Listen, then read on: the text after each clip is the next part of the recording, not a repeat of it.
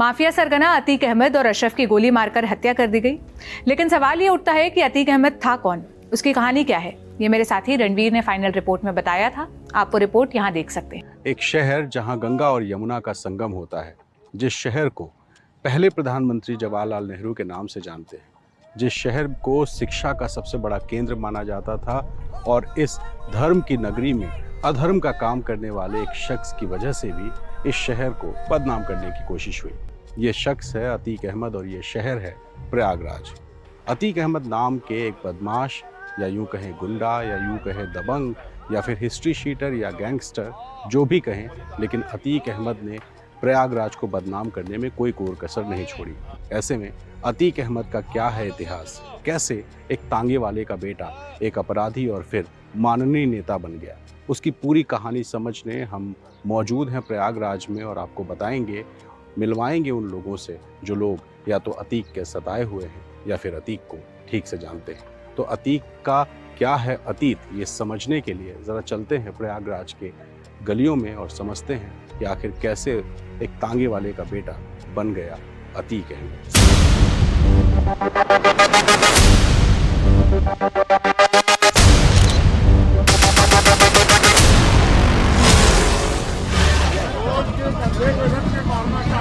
वो समाजवादी पार्टी के द्वारा पोषित माफिया है और उसकी कमर को तोड़ने का काम हमारी सरकार ने किया है। इस माफिया को मिट्टी में मिला देंगे।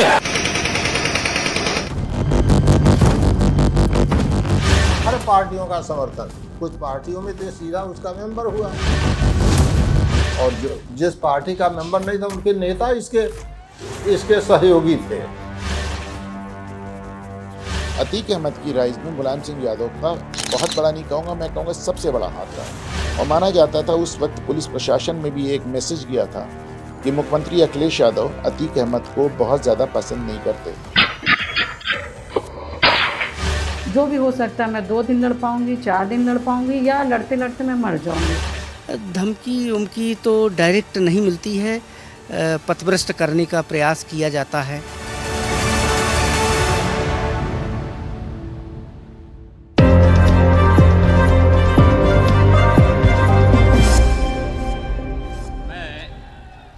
आदित्यनाथ योगी 2017 में उत्तर प्रदेश में सत्ता बदली तो मुख्यमंत्री योगी आदित्यनाथ बन गए। योगी आदित्यनाथ की सरकार आते ही माफियाओं पर कार्रवाई शुरू की गई और अतीक जैसे जो माफिया हैं उनको सबसे पहले आर्थिक चोट पहुंचाई गई। आर्थिक चोट में अतीक और उसके जो करीबी थे, उनके करीबियों की संपत्तियों को पहले चिन्हित किया गया, उसके बाद या तो उन्हें जब्त किया गया या फिर गिरा दिया गया। ऐसी ही एक प्रॉपर्टी जो मेरे पीछे आप देख रहे हैं, ये अतीक अहमद का दफ्तर हुआ करती थी। अतीक यहाँ बैठता था, लोगों से मिलता था, कई सारी रणनीतियाँ यहाँ बनती थी, लेकिन इस संपत्ति को भी योगी आदित्यनाथ सरकार ने गिराया। और न सिर्फ इसको, बल्कि यूपी में 1100 करोड़ से ज़्यादा की ऐसी संपत्ति है जिसको या तो गिरा दिया गया या फिर ध्वस्त कर दिया गया। 6 साल में 1150 करोड़ के आसपास की संपत्ति गिराई गई है या जब्त की गई है, और ये जो कार्रवाई है ये लगातार जारी है। और इसी वजह से अतीक जैसे जो माफिया हैं उनको बड़ा नुकसान योगी आदित्यनाथ की सरकार ने पहुंचाया।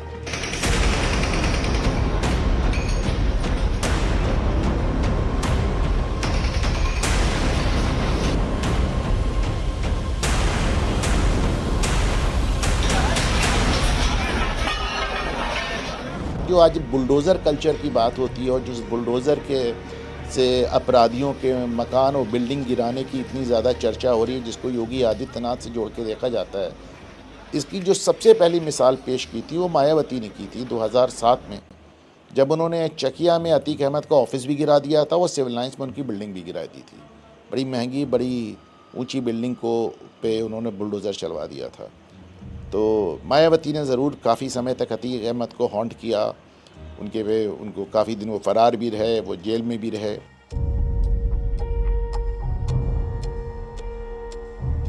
अतीक अहमद का जन्म एक गरीब परिवार में हुआ था। उसके पिता इन्हीं सड़कों पर टांगा चलाया करते थे। लोग उन्हें पहलवान के नाम से जानते थे और उनकी भी छवि दबंग किस्म की थी, लेकिन वो अतीक की तरह माफिया या डॉन नहीं थे।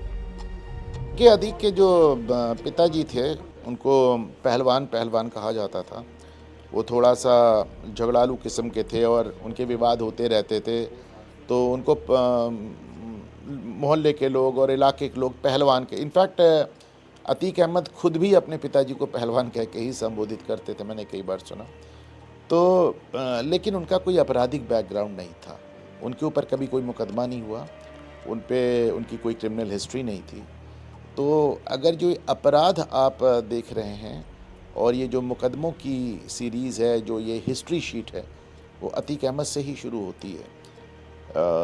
जानकार बता रहे हैं, अब सब तमाम रिकॉर्ड सामने आ रहे हैं। पहले अतीक, हम लोग प्रयागराज में रहते हुए भी बहुत ज़्यादा वाकिफ़ नहीं थे, छोटे मोटे अपराध करने वाले बहुत लोग होते हैं, पर अतीक अहमद पहली बार लाइमलाइट में आते हैं चांद बाबा हत्याकांड के साथ। चांद बाबा यहाँ के एक कॉरपोरेटर थे और उनका आपराधिक इतिहास था, हिस्ट्री शीटर थे।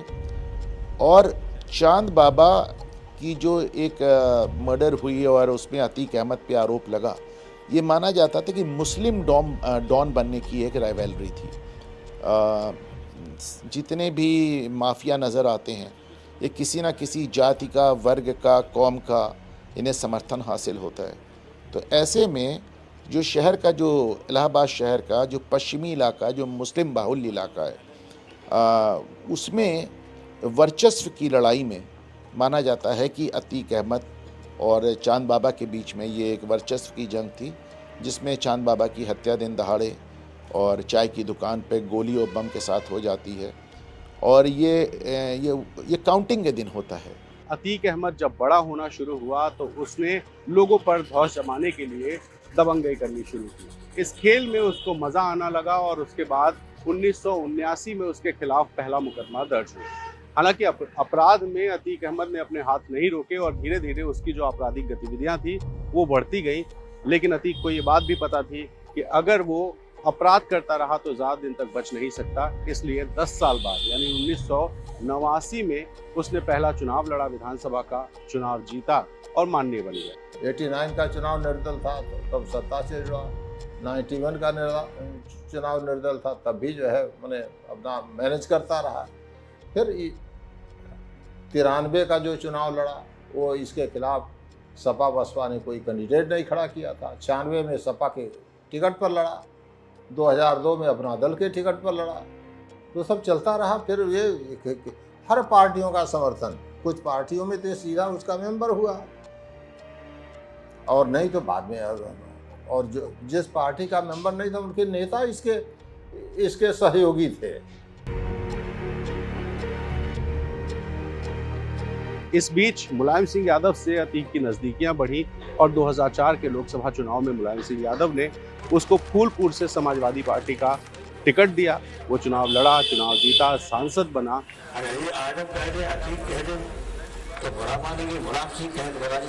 देखें, 80 के दशक तक एक पॉलिटिकल पार्टीज़ का एक कंसेप्ट हुआ करता था जहाँ पे वो आपराधिक तत्वों का और अपराधियों की मदद लिया करते थे। 89 से जो हम पोस्ट मंडल फेज देखते हैं और ख़ास तौर पे उत्तर प्रदेश और बिहार में, और जब ये रीजनल पार्टीज़ का उदय होता है, उत्तर प्रदेश में समाजवादी पार्टियों, मुलायम सिंह, और बिहार में लालू यादव और राष्ट्रीय जनता दल, तो अपराधियों का राजनीतिकरण हो गया। पहले राजनीति का अपराधीकरण था, अब अपराधियों का राजनीतिकरण हो गया। विनेबिलिटी फैक्टर बहुत बड़ी हो गई। अगर आप जीत सकते हैं तो फिर ये बात मैटर नहीं करती थी कि आपका बैकग्राउंड क्या है, आपकी पृष्ठभूमि क्या है। अगर आप एक सीट भी निकालने में सक्षम हैं तो पार्टीज़ आपको अकोमोडेट करने के लिए तैयार थी। अतीक अहमद की राइज में मुलायम सिंह यादव का बहुत बड़ा नहीं कहूँगा, मैं कहूँगा सबसे बड़ा हाथ रहा। इसका आप सबसे बड़ा एग्जाम्पल देखें, 2005 में बहुजन समाज पार्टी के विधायक, सिटिंग एमएलए राजू पाल की जब मर्डर होता है, और बहुत सनसनीखेज मर्डर था, एक सिटिंग एमएलए को सड़क के बीच में शहर में दौड़ा के मारा गया। उसके बाद मुलायम सिंह यादव जो उस समय मुख्यमंत्री थे, वो शहर में आते हैं और वो मंच से डिक्लेयर करते हैं कि अतीक अहमद पूरी तरह निर्दोष हैं। अब इसको सोच के देखें कि पुलिस प्रशासन के ऊपर इसका क्या असर होगा जो उस केस की तहकीकात कर रहे थे। मुख्यमंत्री मंच पे खड़े होके अतीक अहमद को अपने साथ, अपने बगल में खड़ा करके उनको क्लीन चिट दे रहा है, उन्हें निर्दोष बता रहा है। बल्कि मुलायम सिंह कहते हैं कि आज अतीक अहमद सरेंडर कर रहे हैं तो मेरी इज्जत रखने के लिए कर रहे हैं। मुलायम सिंह से अतीक अहमद की नज़दीकी कभी किसी से नहीं छुपी रही। और बीच में एक जो गेस्ट हाउस कांड आप देखते हैं, मायावती ज़रूर अतीक अहमद के खिलाफ रही। 2012 में अखिलेश यादव की जो सरकार आती है, वो पहली बार समाजवादी पार्टी की सरकार होते हुए भी अखिलेश यादव जाहिर तौर पे अतीक अहमद से दूरी बनाते हुए नज़र आते हैं। उस दौरान एक वीडियो भी सर्कुलेट हुआ था जिसमें वो अतीक अहमद के पीठ पे हाथ रख के उन्हें हल्का सा पुश करते हुए, धक्का देते हुए नज़र आ रहे हैं। उसका भी काफ़ी वायरल हुआ था और माना जाता था उस वक्त पुलिस प्रशासन में भी एक मैसेज गया था कि मुख्यमंत्री अखिलेश यादव अतीक अहमद को बहुत ज़्यादा पसंद नहीं करते। ये पहली बार हुआ कि समाजवादी पार्टी की सरकार थी पर अतीक अहमद को जिस तरह का सरकारी प्रश्रय और जिस तरह की गवर्नमेंट बैकिंग मिलती थी वो नहीं मिली, लेकिन उसके बाद भी सपा की सरकार थी, उनका रुतबा बना रहा। अतीक अहमद कभी नहीं चाहता था कि लोगों में उसका डर खत्म हो। इसी वजह से जब जब वो कमज़ोर दिखाई दिया तब तक उसने कुछ ऐसी हरकतें की जिससे वो फिर से चर्चा में आ गया। जब वो देवरिया जेल में बंद था तब उसने लखनऊ के एक व्यापारी को जेल बुलाया, उसकी पिटाई की, वीडियो बनवाया और वीडियो वायरल करा दिया, तब वो चर्चा में आया। फिर प्रयागराज के एक प्रॉपर्टी डीलर को जेल में बुलाकर उसने पिटाई की, इस मामले में भी FIR हुई, लेकिन अतीक चर्चा में आ गया। और सबसे बड़ी वारदात जो BSP के विधायक राजू पाल की हत्या हुई थी, उस हत्याकांड में मुख्य गवाह उमेश पाल की हत्या अतीक के परिवार वालों ने तब की जब अतीक साबरमती जेल में बंद था और उसकी संपत्तियों को लगातार गिराया या जब्त किया जा रहा था, उसके सहयोगियों पर कार्रवाई हो रही थी। तब अतीक अहमद के परिवार ने प्रयागराज में जो अपना प्रभाव है वो दिखाने के लिए उमेश पाल के घर के बाहर तब उसकी हत्या की जब वो कोर्ट में उसी राजू पाल हत्याकांड में गवाही देकर आ रहा था। जो मेरे बगल की ये दुकान है, इस दुकान में जो लगा CCTV है, इसी CCTV कैमरे में दिखाई दिया कि क्रेटा कार से जब उमेश पाल और उसके गनर्स उतरे तब अतीक अहमद का बेटा और उसके जो शूटर्स थे वो इस इलाके में पहले से रेकी करके मौजूद थे और अचानक उन्होंने उमेश पाल पर हमला किया, गोली चलाई, बम फेंके गए और उमेश पाल और उसके 2 सहयोगियों की मारकर हत्या कर दी गई। इस मामले के बाद अतीक की दहशत एक बार फिर से बढ़ी, लेकिन इसी उमेश पाल की गवाही के आधार पर जो अपहरण का मामला था उसमें अतीक अहमद सजायाफ्ता हुआ। इस सारी घटना को लेकर के उमेश पाल की पत्नी ने क्या कहा, जरा उन्हें सुनिए। जब ये 2006 में इन्होंने किया, तब से यानी इसके बाद से जो भी किया है तब से इनको खतरा बराबर बनी रही। आज की वो खतरा नहीं थी। और जो है मैं वाकई में मैं एक हाउसवाइफ हूँ, मुझे इस चीज़ की कोई जानकारी नहीं कि इस केस में क्या हुआ क्या नहीं हुआ। आज मैं आप लोग के समक्ष बैठी हूँ, बात कर रही हूँ। आज मेरे हस्बैंड नहीं है, नहीं तो शायद मैं यहाँ पे भी बैठती नहीं, वही इस सब को हैंडल करते। और जो घटना उसने किया है वो सही नहीं था मेरे हिसाब से। और क्योंकि अगर उन्होंने पेन के हिसाब से लड़ाई किया था तो आपको भी न्यायपालिका तक ही सीमित रखना चाहिए था, न कि न्यायपालिका का उल्लंघन करके आपने इस तरह से जो सडनली काम किया, ये ठीक नहीं था। अपने बच्चों को लॉन्च करना, आपने अच्छा शिक्षा अपने बच्चों को दिया है, मैं समझ रही हूँ इस चीज़ के लिए।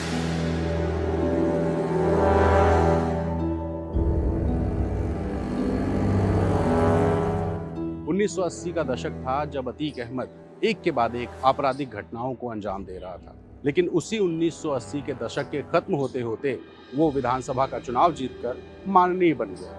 लेकिन ऐसा नहीं था कि राजनीति में आने के बाद अतीक अहमद ने आपराधिक घटनाओं को कम किया या खत्म किया, बल्कि उसकी अपराध की जो गतिविधियां थी वो बढ़ती गई। एक के बाद एक मुकदमे दर्ज होते गए, मामला कोर्ट जाता था, लेकिन गवाही देने वाला कोई नहीं मिलता था, क्योंकि गवाहों को या तो डराया धमकाया जाता था या फिर मार दिया जाता था। स्थिति ये थी कि जिस कोर्ट में अतीक का मामला सुनवाई के लिए जाता था, जजेस अपने आप को उस मामले से अलग कर लेते थे। अब सोचिए कि अतीक के खिलाफ प्रभाव कितना था। ऐसे में प्रयागराज के DSP रैंक से लेकर SSP और IG रह चुके लालजी शुक्ला ने क्या बताया, जरा उन्हें सुनिए।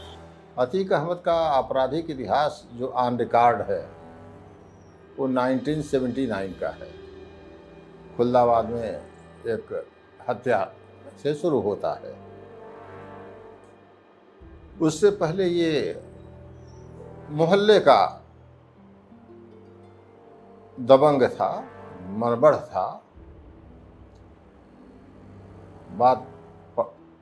कम पढ़ा लिखा था, मतलब ये मैट्रिक पास नहीं है, बाद में कहीं से सर्टिफिकेट ले लिया हो, मैं उस पर कुछ नहीं कर सकता, लेकिन मेरे कार्यकाल में इसको शिक्षा अल्प शिक्षा ही कही जाएगी।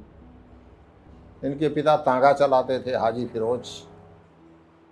तांगा चलाने में इनकी रुचि नहीं, पढ़े लिखे नहीं, घर पर धन इतना था नहीं कि कोई व्यापार कर सके। व्यवसाय घोड़े का था, तो उससे अच्छा व्यवसाय चाहिए, पैसा चाहिए। और जो है अभी आए तो कहाँ से आए, या तो व्यवसाय से आए या नौकरी से आए, नौकरी कर नहीं सकते थे, तो अपराधी एक क्षेत्र बचा, तो मनबड़ हुआ। फिर जो है मारपीट, उसी में पैसा वसूलना, जमीन उमीन दाएं बाएं सब करता रहा, जो प्रारंभिक इतिहास है। हत्या कर दिया तो नाम हो गया। एक हत्या इसने बिहार में की, बोकारो में, अब झारखंड में है। अब जब ये है तो फिर अब वो आसपास का जो है ये दबंग हो गया,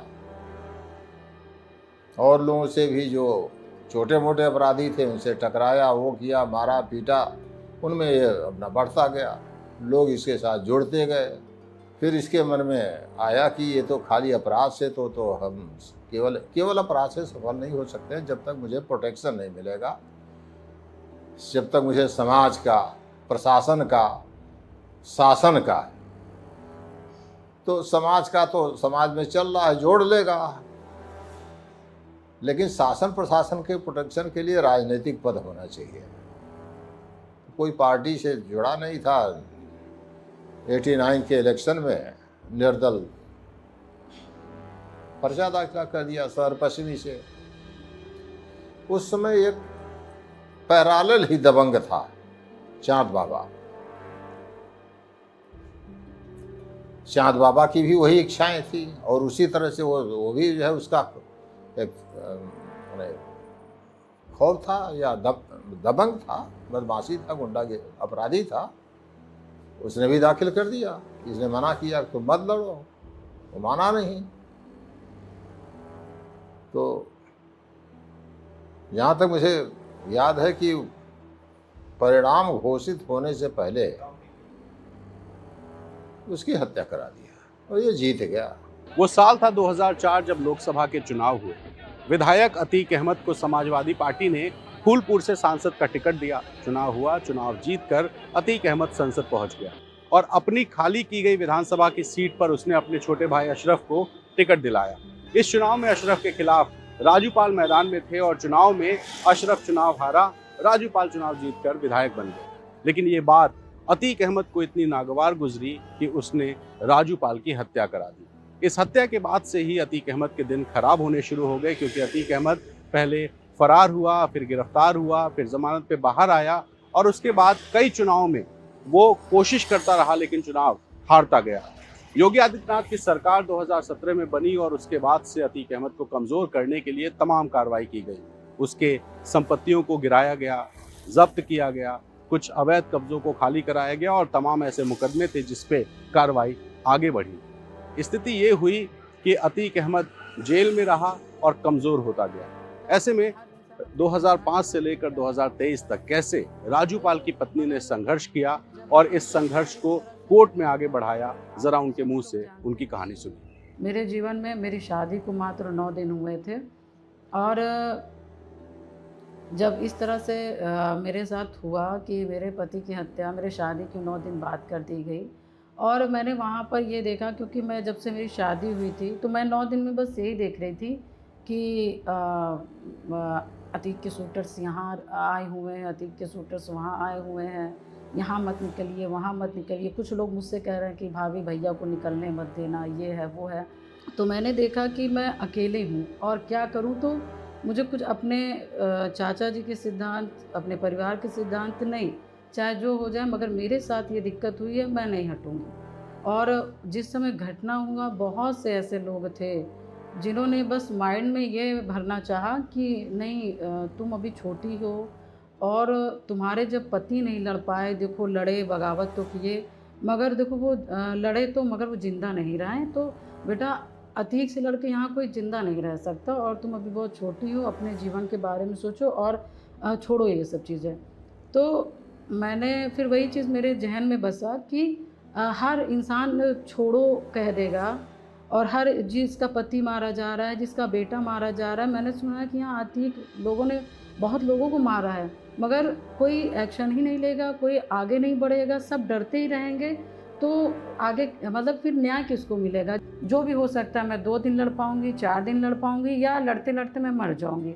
और मैंने कहा देखिए, जिसका आदमी मर जाता है मुझे वो सम्मान नहीं मिलेगा जो पति के रहते हुए और जब पत्नी उसके बगल बैठती है, जो सम्मान पत्नी को मिलता है उस लड़की को मिलता है, मान सम्मान स्वाभिमान आने जाने का जो एक लड़की को उस समय फील होता है, वो सारा मेरी लाइफ से ख़त्म हो गया।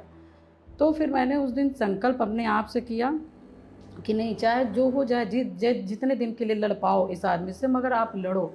आप हंसने के पात्र मत बनो। जो लोग आज आपको समझा रहे हैं, आपके ऊपर हंस रहे हैं, उनको आपको एक ऐसा कुछ करके उनको जवाब देना पड़ेगा कि नहीं, आप जो सोचोगे पूरा तो नहीं मैं सोच सकती कि पूरा हो जाता है ना, मगर आप तबीयत से सोचो तो कुछ ना कुछ ज़रूर होता है। ये मेरे लाइफ का एक अपना खुद विचार रहा है और मेरे साथ वही होता रहा है, जिस पे मैं अडिग रही, मैंने फ़ैसला लिया और जिसमें मैंने संघर्ष किया, वो रिज़ल्ट मुझे मिला है। अतीक अहमद के खिलाफ अभी 100 से ज़्यादा मुकदमे दर्ज हैं और एक दौर ऐसा भी था जब एक दिन में उसके खिलाफ 100 से ज़्यादा मुकदमे दर्ज हुए थे और मुकदमों की संख्या 250 के आसपास पहुंच गई थी।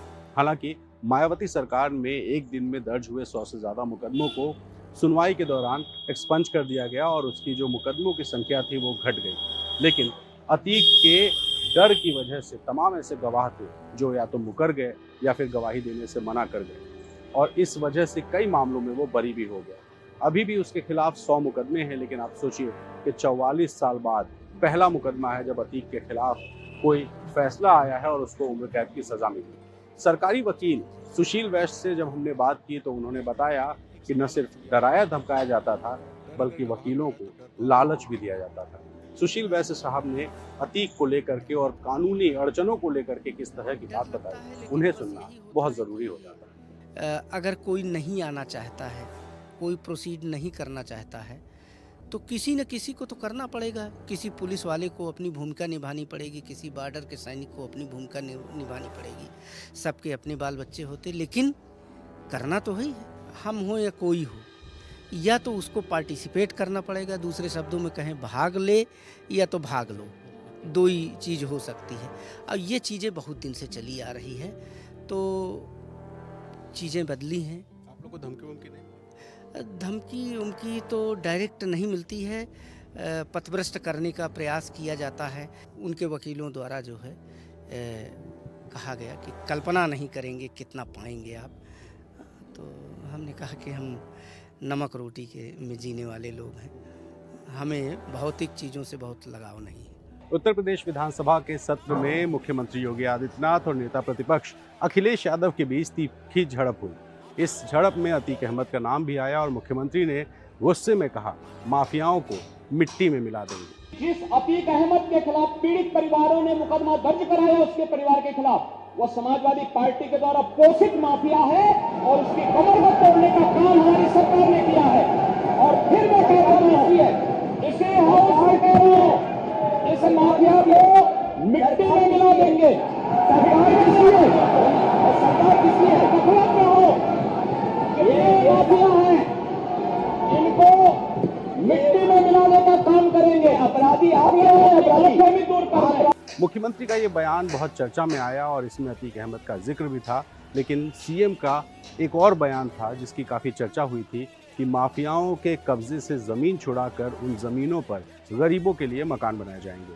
और मुख्यमंत्री के इस बयान की जो शुरुआत थी वो प्रयागराज में अतीक अहमद के कब्जे वाली ज़मीन से की गई, जहाँ ये जो अपार्टमेंट जैसी एक प्रॉपर्टी आप देख रहे हैं, ये ज़मीन अतीक के कब्जे में थी, जिसको अतीक के कब्जे से छुड़वाया गया और यहाँ पर मकान बनाए जा रहे हैं। इस पूरे 15,000 स्क्वायर फीट इलाके में 76 फ्लैट्स होंगे, जिसमें एक छोटा ड्राइंग रूम, एक कमरा, किचन और टॉयलेट होगा और छोटी सी बालकनी भी दी जाएगी। और इस मकान की कीमत है 6 लाख रुपए, लेकिन प्रधानमंत्री आवास योजना के 2.5 लाख रुपए माइनस करके गरीबों को ये जो फ्लैट्स हैं ये मिलेंगे 3.5 लाख रुपए में।